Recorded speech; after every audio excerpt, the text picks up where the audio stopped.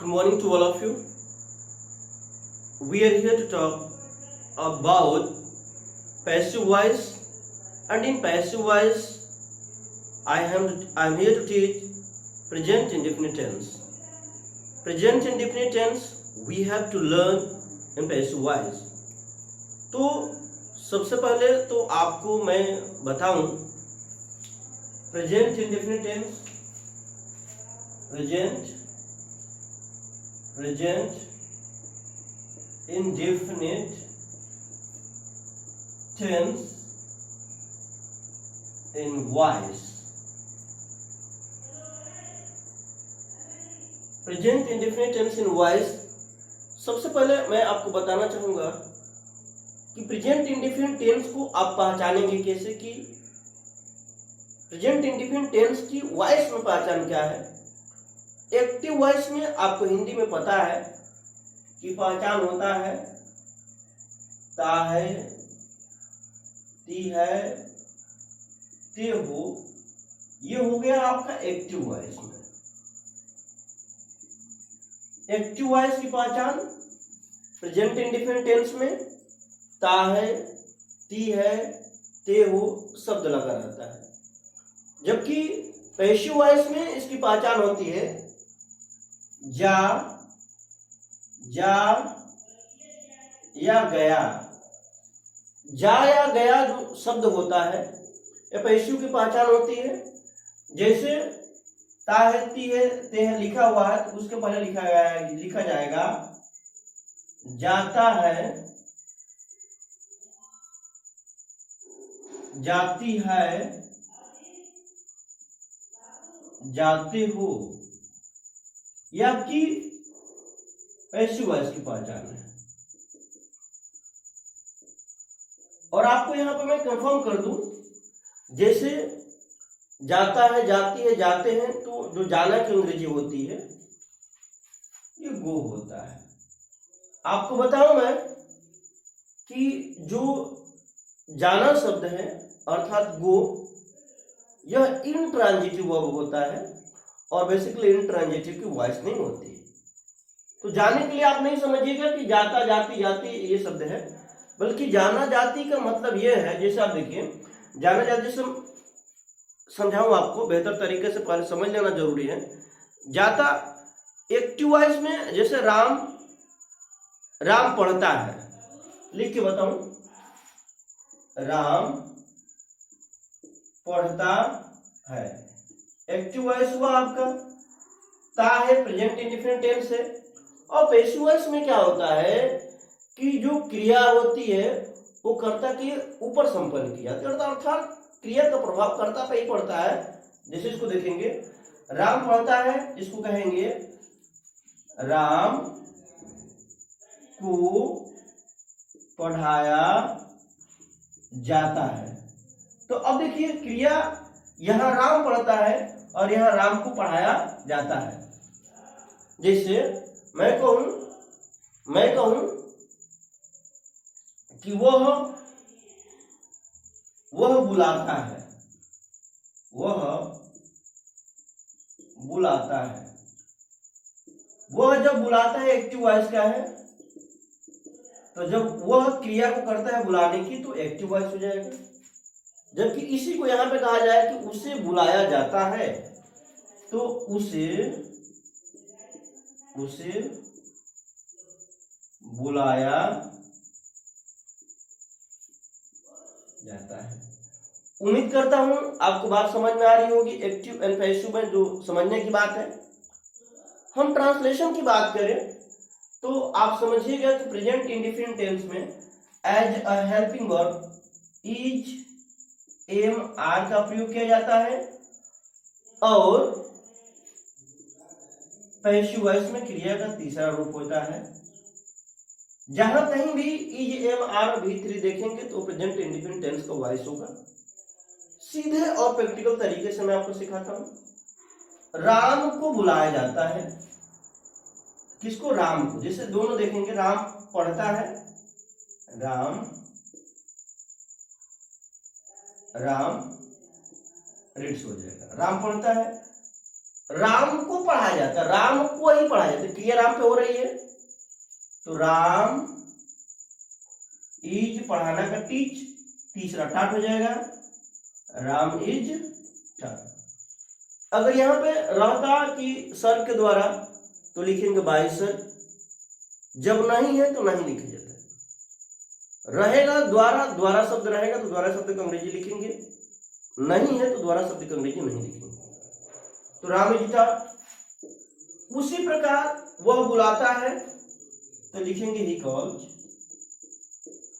और उसे ही बुलाया जाता है, बुलाने की क्रिया ठीक उसी के ऊपर होती है तो ही होगा ही इज कार्ड। अच्छा, ऐसा कहा जाए उसे बुलाया जाता है, उसे मेरे द्वारा बुलाया जाता है, उसे मेरे द्वारा बुलाया जाता है, ही इज कार्ड, अब मेरे द्वारा बाय मी। तो इस प्रकार का वॉइस होता है जिसे आपको जानना जरूरी होती है। किताब लिखी जाती है, किताब है उसी पे क्रिया की जाती है, उसी को लिखा जाता है, a book is written. Mobile खरीदी जाती है, अ मोबाइल इज बॉट। तो प्रैक्टिकल तरीके से इन वाक्यों को हम करेंगे। आइए जो स्ट्रक्चर हम पढ़ते हैं, सीखते हैं कि उसके हम कैसे बदलेंगे, तो आइए हम उन स्ट्रक्चर की बात करें आपसे और उसको मैं समझाऊं कि कैसे आप बदलेंगे। तो समझिए, यहाँ पे आइए आपको समझाता हूं।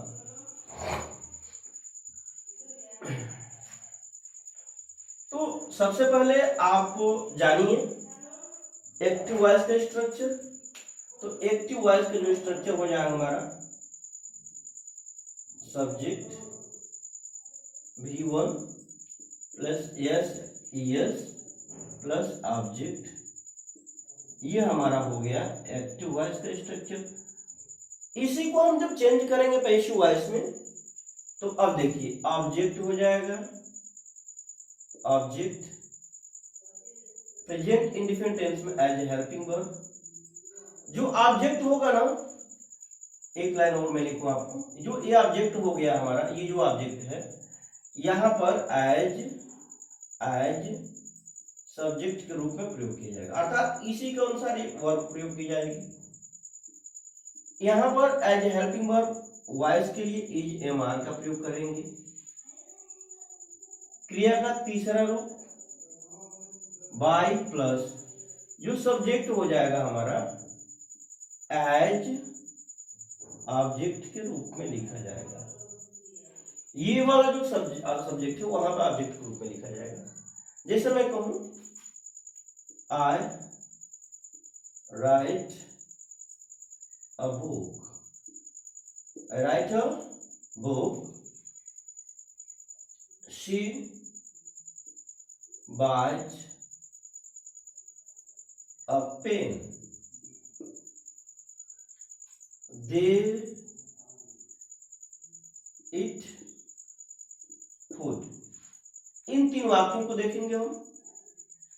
यहां पे हमारा ऑब्जेक्ट हो गया, यहां पे ये ऑब्जेक्ट, यहां पे ये ऑब्जेक्ट। ऑब्जेक्ट जो है, ये जो हमारा ऑब्जेक्ट है ना, ये सब्जेक्ट जो है, जैसे ऑब्जेक्ट लिखा गया एज सब्जेक्ट रूप आएगा, हो जाएगा इसका a book, a book.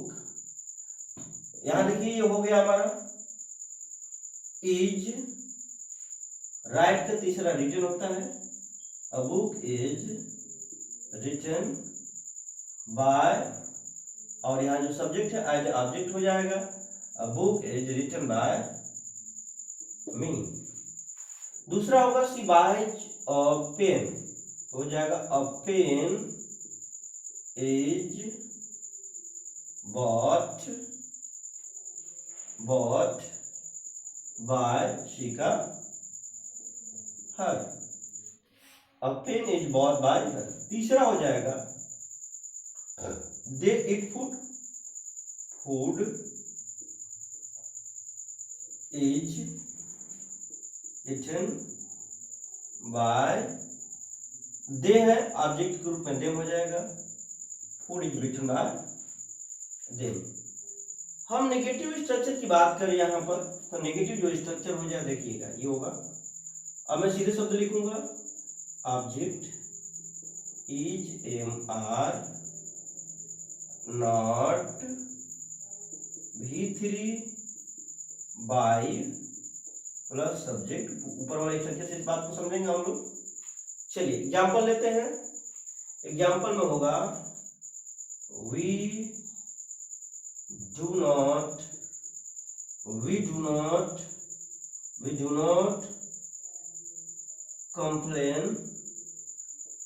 Complain them. We do not complain them, हम लोग उन लोग की शिकायत नहीं करते हैं। तो चलिए कर लेते हैं। देम का जो सब्जेक्ट हो जाएगा दे हो गया तो आर हो जाएगा। दे आर नॉट, कंप्लेन है कंप्लेंट हो जाएगा PLAINED। They are not complaint by, we का ऑब्जेक्ट केस में क्या हो जाएगा, अस हो जाएगा। They are not complained by us. और एग्जाम्पल देखेंगे हम लोग। आइए और एग्जाम्पल देख लेते हैं। यहाँ पे देखिए,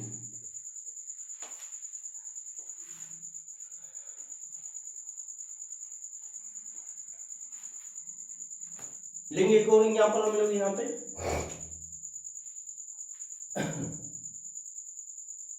यू डू नॉट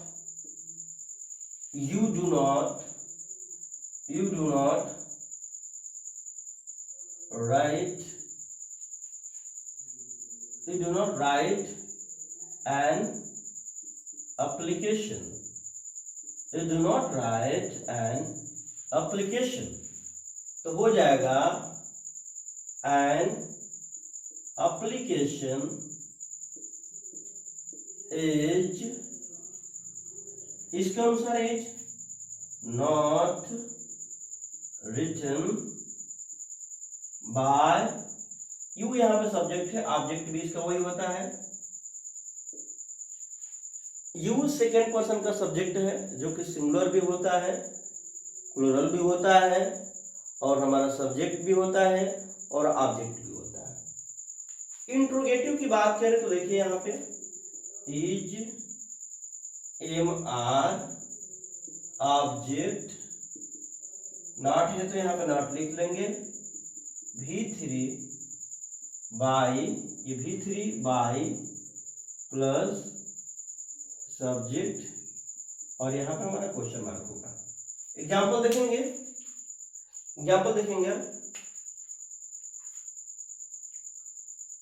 डज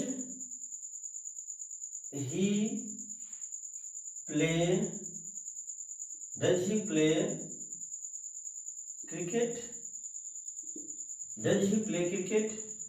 और एक और यहीं तो आप लिख लेते हैं, क्वेश्चन मार्क लगेगा यहाँ पे। एक और लिखेंगे और यहीं पे लिख लेंगे do they not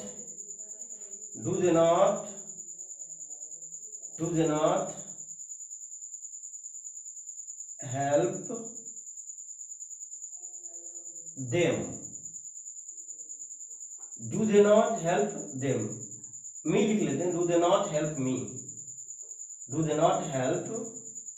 me, question mark. तो अब देखिए कि चूंकि हमारा क्रिकेट यहाँ पे है, तो क्रिकेट के अनुसार इज मार्क को लिखेंगे। चूंकि क्रिकेट गेम है, सिंगुलर होगा। इज ऑब्जेक्ट, जो सब्जेक्ट हो जाएगा इज क्रिकेट। प्ले है क्रिया, played. Is cricket played by, he है, हिम हो जाएगा। Is cricket played by him. यहां पर देखेंगे do they not help me, तो चूंकि मी है, मी इधर आएगा तो उसके अनुसार हमारा सब्जेक्ट आई हो जाएगा। आई के अनुसार एम लिखा जाएगा। तो यहां से लिख रहा हूं मैं am are not helped. Am I not helped, क्या मेरी मदद नहीं की जाती है, बाय दे का ऑब्जेक्टिव केस में them. Am I not help by them.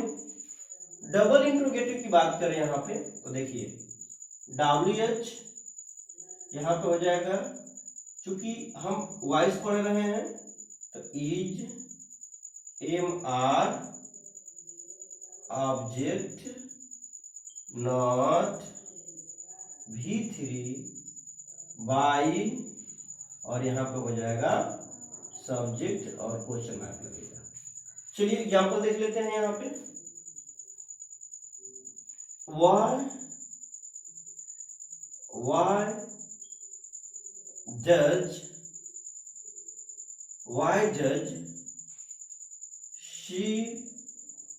Why does she call me?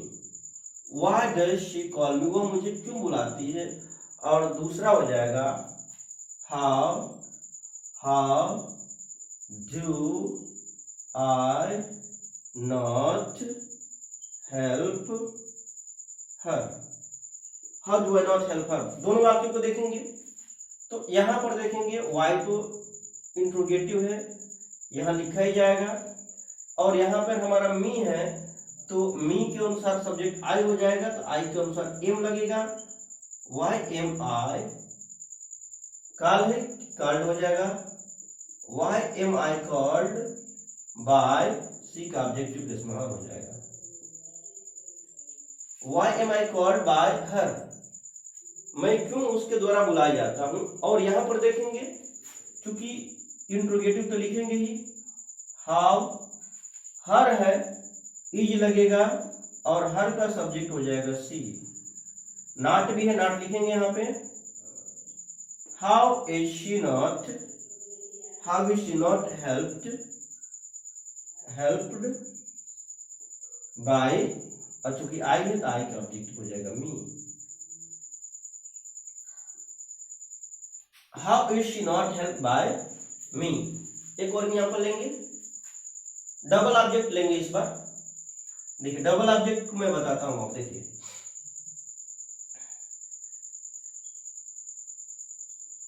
when do I not give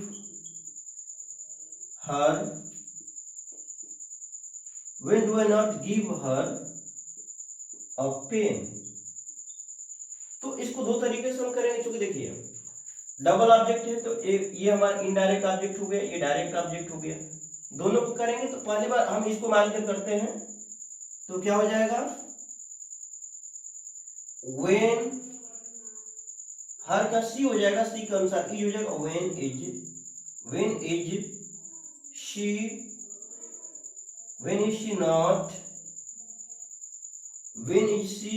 is she not given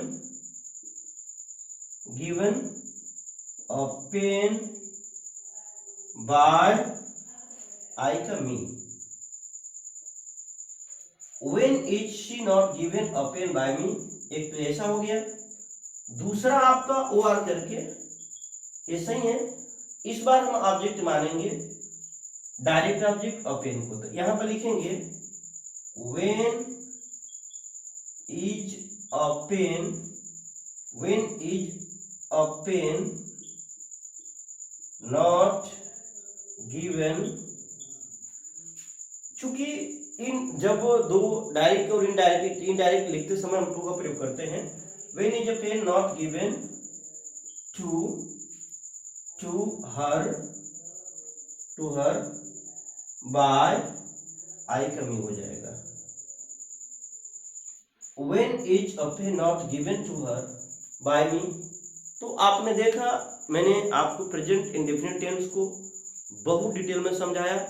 voice आपको पसंद आ रहा है, समझ में आ रहा है तो वीडियो को अधिक से अधिक लोगों तक शेयर करिए, चैनल को सब्सक्राइब करिए, लाइक करिए, कमेंट करिए। हाँ, एक सेंटेंस में आपके लिए देता हूं, इसको आप चेंज करके मुझे बताएंगे, जिससे मुझे पता चलेगा कि आप वो वॉइस कर पा रहे हैं। तो एक वाक्य सिर्फ आपके लिए दे रहा हूं और वाक्य हो जाएगा